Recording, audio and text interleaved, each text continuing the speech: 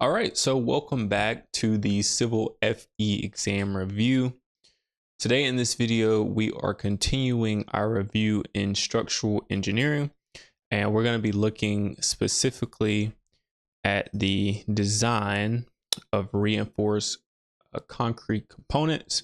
Now, this is the last section of the structural engineering review.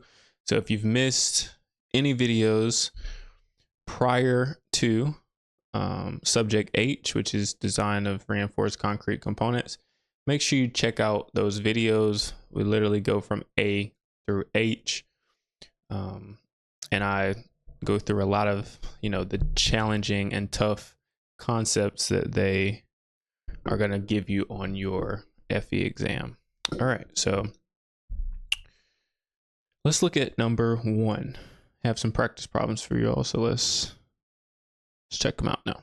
All right, so number 1 says the comprehensive strength of concrete is 6,000 psi. What is the ratio of rectangular stress block A to depth to neutral axis C? What the heck is that? What did I just read? All right, so let's start. Anytime I read something like that, anytime I get any type of problem, I just typically write out what I'm given. So I am given the compressive strength of concrete. All right, so compressive strength. Okay. It's asking me to find the ratio of rectangular stress block A to neutral axis C. Okay, so I'm just gonna search ratio of depth, or ratio of, it says what is the ratio of rectangular stress block? Let's look up rectangular stress block. I don't know. Sounds weird to me. Stress block. Okay, 2 things come up. All right. We got the depth of, okay, so design of reinforced concrete components comes up. This lets me know I'm probably somewhat in the right area. All right, A is equal to the depth of equivalent rectangular stress block, and then B1 is equal to the ratio of the ratio of depth of rectangular stress block A to depth to neutral axis. Okay, so that looks like what I'm looking for. So this B1 component. So I'm trying to find this B1 component. Okay, so that's the ratio. Okay, so all right, I'm given the compressive strength. I'm just looking at this chart. What's F prime of C? Assuming that's compressive strength.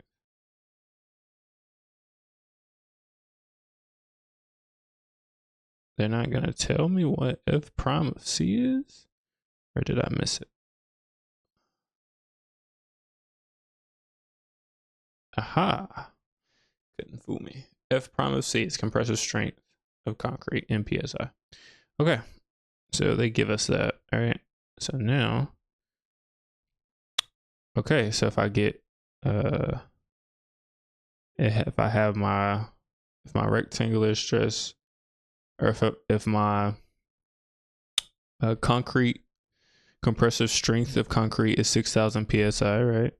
Then what this chart is saying that I can get my B1 by knowing what my compressive strength is. So compressive strength is, so I would just ask myself, okay, is 6,000 in between 2,500 and 4,000? No, so I know it's not 0.85. Okay. Is my compressive strength between 4,000 and 8,000? Yes, it's 6,000. So I know I need to use this formula. All right, so this is the formula I need to get this factor, 0.85 minus 0.05 times f prime of c, which is 6,000, minus 4,000 all over 1,000. Okay. And when I plug and chug that, I get, so B1 is equal to, I get my B1 equals 0.75, 0.75 RC. Okay, so we took the little bit of information we had, just did some digging, used what we had, found what the variable meant, and then began to solve. Sometimes you have to take the information that you're given, whatever crap they throw at you, and just read through and methodically go through and say, okay, what information was I given? What am I trying to find? You're trying to find the ratio of depth of rectangular stress block A to depth to neutral axis C. That is word for word what this is. But we had to get to it first and do some digging. All right, let's look at number 2. All right, so number 2 says calculate the design flexural strength for a tension controlled singly reinforced concrete beam using the following info. Check the flexural capacity only. So Fy is equal to 40,000 psi and Fc prime, or F prime of C, is equal to 3,000 psi. The beam uses 3 number 7 bars for reinforcement. So they give us this detail of this singly reinforced concrete beam. Okay. All right. So what information are we given? Well, we're given an image, right? We're given, what's Fy? I know Fy is yield strength.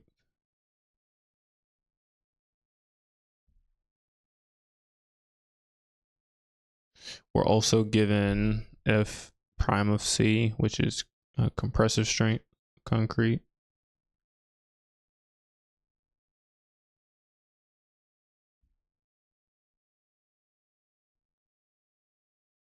Compressive strength, and then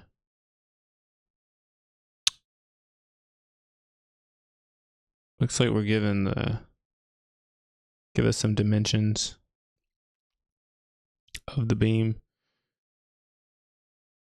They tell us the type of rebar. They give us the dimensions. I'll just write that out too. And we're trying to find the design flexural strength.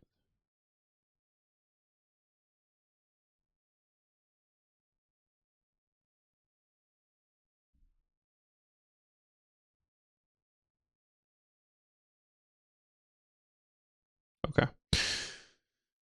Now that we know that, where do we go from there? So I would start by trying to figure out what's the design flexural strength.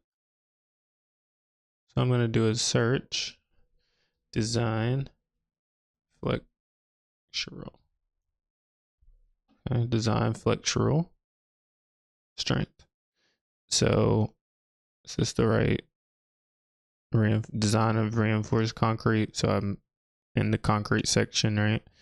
So phi sub m sub n is what I'm trying to find. Phi sub m sub n. All right, they said flexure capacity only.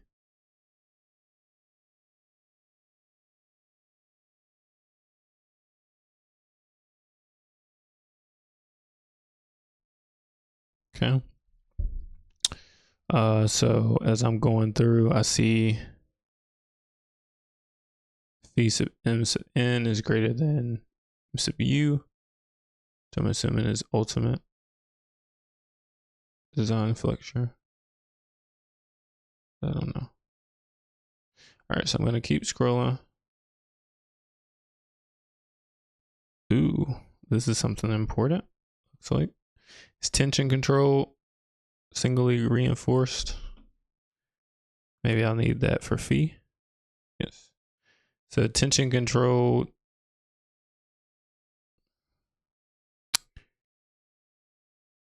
sections. So I think my phi is going to be 0.9. So looking for phi sub m sub n. So I know what phi is equal to is 0.9. Got that from here. Tension controlled sections. Okay. What else can I use? How do I get m sub n? All right, so we're at singly reinforced beams. It says m sub n is going to equal 0.85 times f prime of c times ab times d minus a over t over 2, or is equal to as times fy times d minus a over 2. Okay. So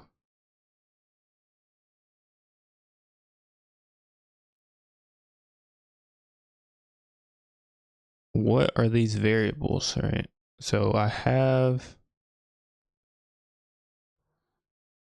fc prime, right? So we have fc prime here. So we have that. Okay. We also have fy here. So we got, so for both of these formulas, we have one of the variables that we need. Do we have a sub s?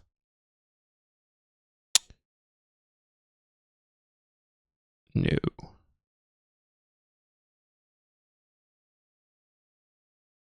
But either way, you're going to have to get a sub s anytime you need a, right? Okay, so I got fy. See, what is b? I'm going to need b and d in both. So what's b? B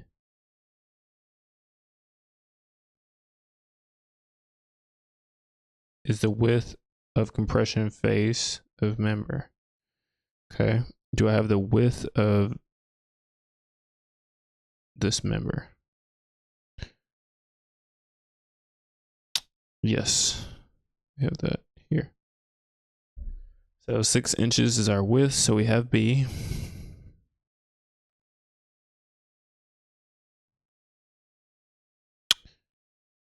So if I have B, I have, what is A?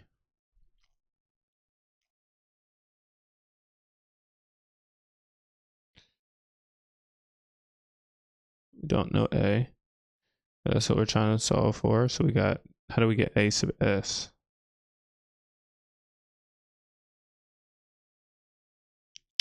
So A sub S says it's the area of longitudinal tension reinforcement. So basically this is just another word for saying the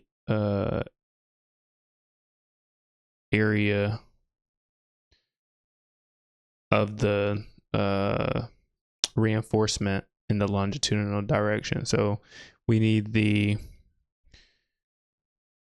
areas of this, right? That's the reinforcement, the circles. So I know we got 3 of those, right? 3 bars. Can we get the area of that reinforcement? Well, we have 3 number 7 bars. So if I have 3 number 7 bars,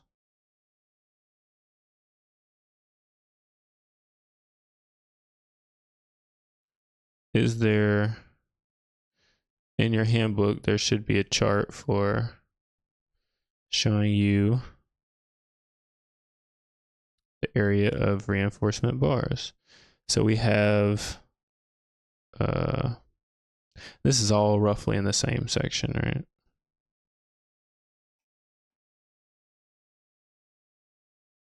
So the longitudinal direction is across, right?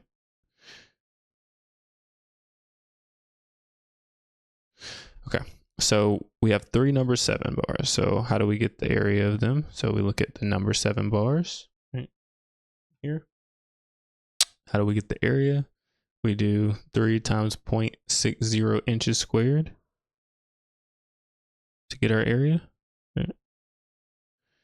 So I'm gonna say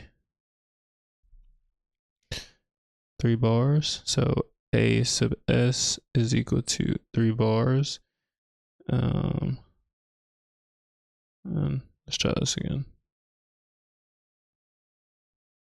So A sub S is really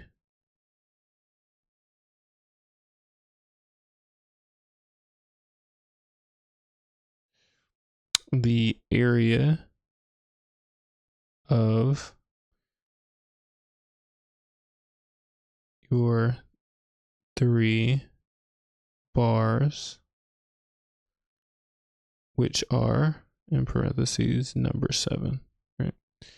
And this is longitudinal.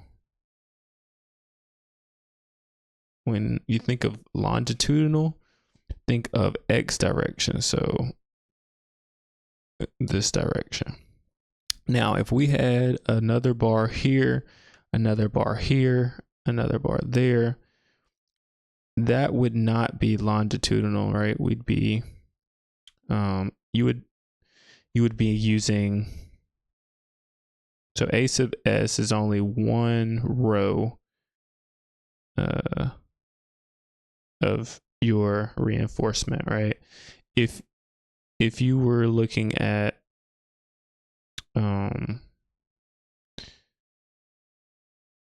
A sub S T, that's the total area. Wait. No, A sub G, I'm sorry, it's the gross area. So that's a different area too. I'm confusing you. So A sub S is going to be your longitudinal only in the straight across. Right. A sub ST, total area of longitudinal reinforcement. I guess if there is reinforcement that is not in tension, then that could be the case, right? But this is in tension, so just something to note. All right.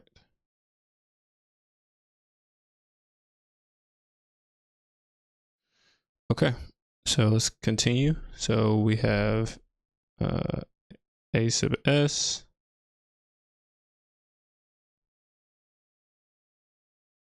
is equal to 3 times 0.6. 3 bars times 0.6, which is going to give us 1.8 inches squared, right? It's the area of our reinforcement. And that's what they show here. Okay. So we have A sub S, let's go back to what we were trying to solve for, which is m sub n, right?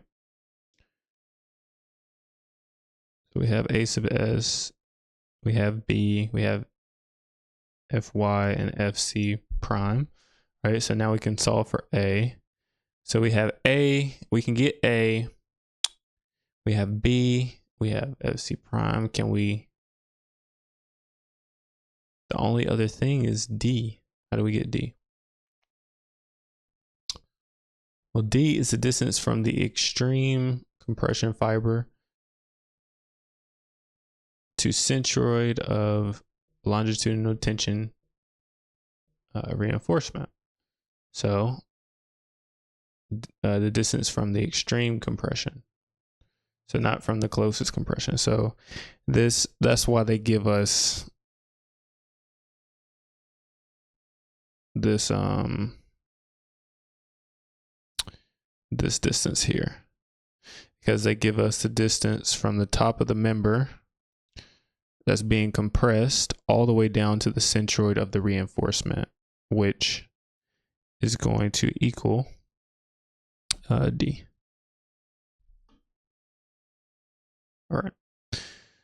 So let's write this out so that it makes a little bit more sense. So remember, what we're trying to find is we are trying to find the design flexural strength. So we're trying to find, which is phi times m sub n. We have phi. We just need to multiply it by m sub n. Okay. So what is m sub n? M sub n is equal to, well, I'm just using my handy dandy handbook and determining that m sub n is equal to 0.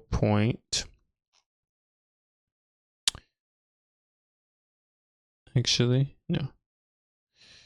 I'm going to use the one with less variables. So I'm going to say m sub n is equal to a s f y times d minus a over 2. Okay.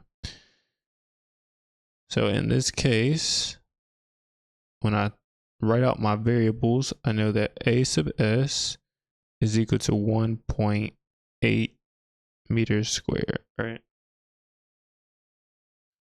I also know that Fy is equal to, what does it say in the question? It says 40,000.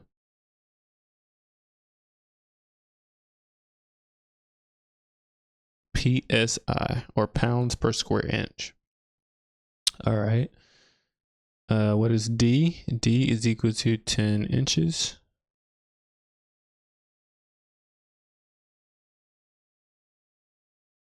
Did I say, oh, that is not a sub s is not meters. I wrote that wrong. And that's from bad handwriting, but it's supposed to be inches squared, right? From the table that we got, it's inches squared.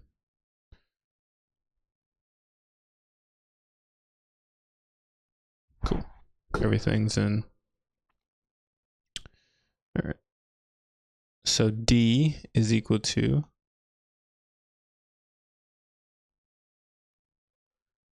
10 inches.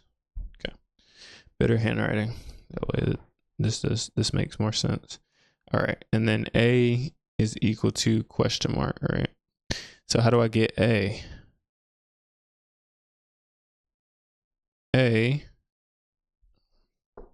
is here, right? So we're playing a maze, right? Just gotta figure out the items that you need. So A is equal to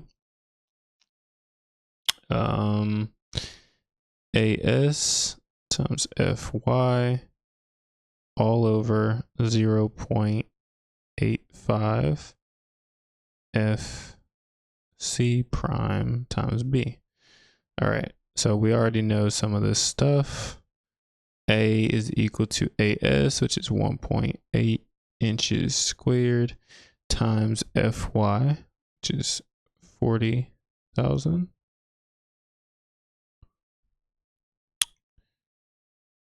pounds per inch squared, right? All over 0.85 times, what's my prime of C? 3,000.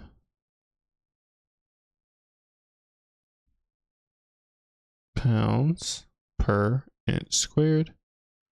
Okay. And then what's my B? My B is here. It's the width. 6 inches. Okay. When you solve all of that, A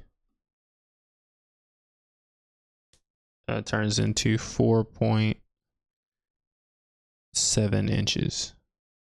All right. If you cancel your units, everything lands with inches. Okay. All right. So now I can solve finally for m sub n. So section this off.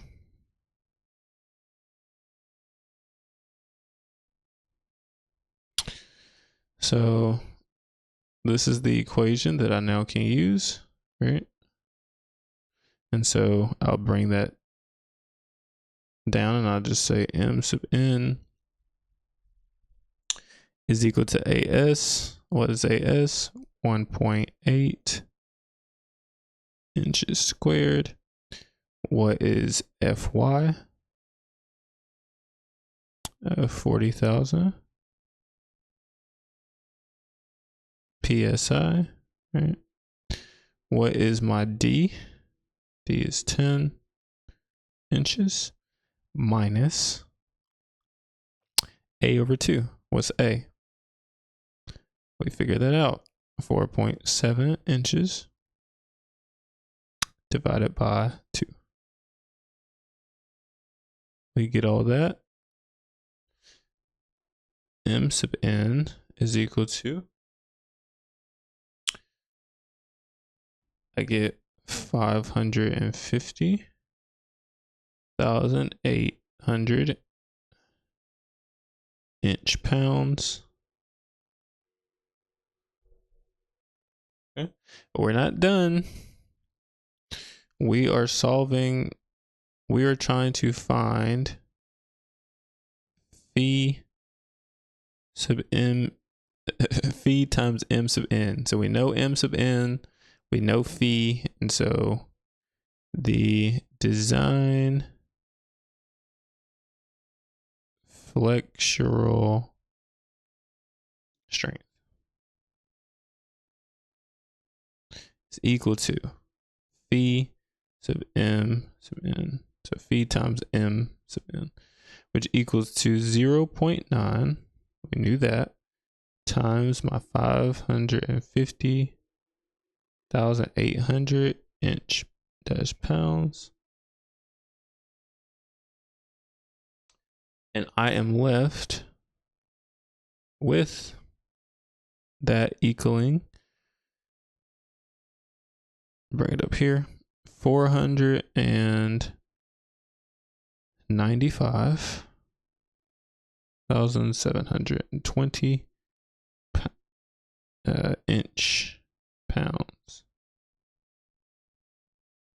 495,720 inch pounds, roughly, is A.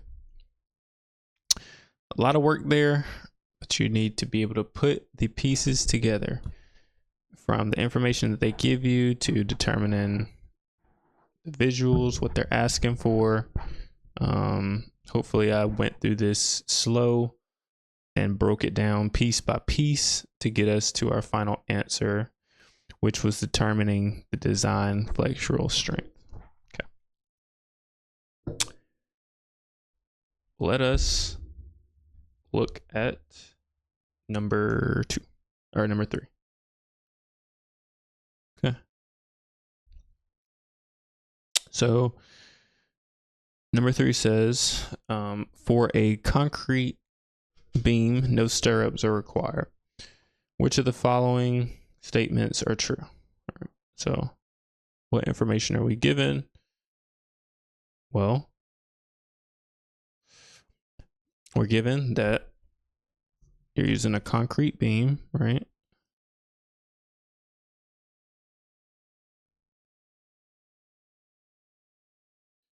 And no stirrups required. So find the true statement.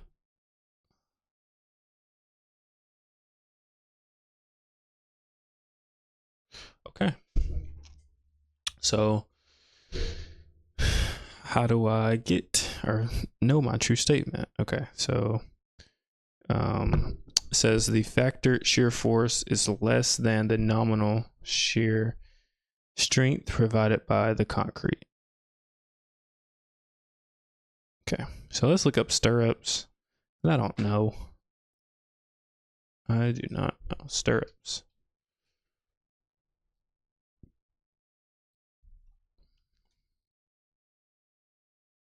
First thing and the only thing. All right. No stirrups are required. 4. Are we in the concrete section? Yes, we are. So we're in the concrete section. So what is VU? Let's write out what VU is. So I have a feeling that. And then VC. Okay.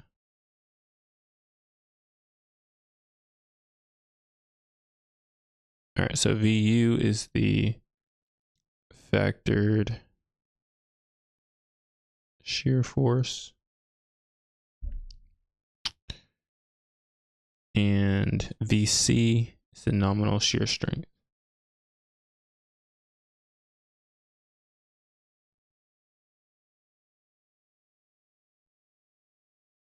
Okay. So the factored shear force, nominal shear strength, and it looks like we have some values like that in our answer, so that we're getting closer. Okay. So I know that if no stirrups are required, my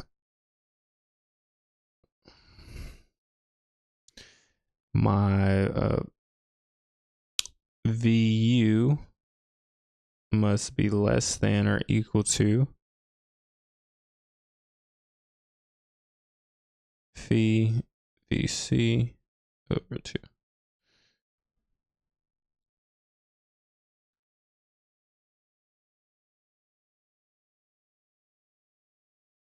All right. So last thing, let's check our answers. So the factored shear force is VU, right, is less than the nominal shear strength provided by the concrete. Not necessarily. The factored shear force is greater than the nominal shear strength provided by the concrete. Nope. Not necessarily. The factored shear force, mark out A, mark out B, only because there's a divided by 2. So it's like VU needs to be less than or equal to half of VC, right? So the factored shear force is less than half the nominal shear strength provided by the concrete. I would say that's the best answer so far. And then the factored shear force is greater than, wait a minute, the factored shear force, VU, would be greater than half the nominal shear strength, which is incorrect. So, and we could even be more picky with this question because phi is in front of VC. So it probably needs to mention that factor as well. but this is C would be your best answer. C. So this concludes structural engineering and its review.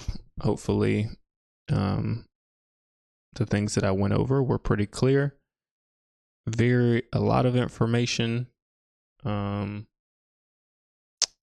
lot of picking through, what information you're given, what information you're trying to find, and taking bits and pieces and, piecing them together, figuring out how to solve for the unknowns. So, all right.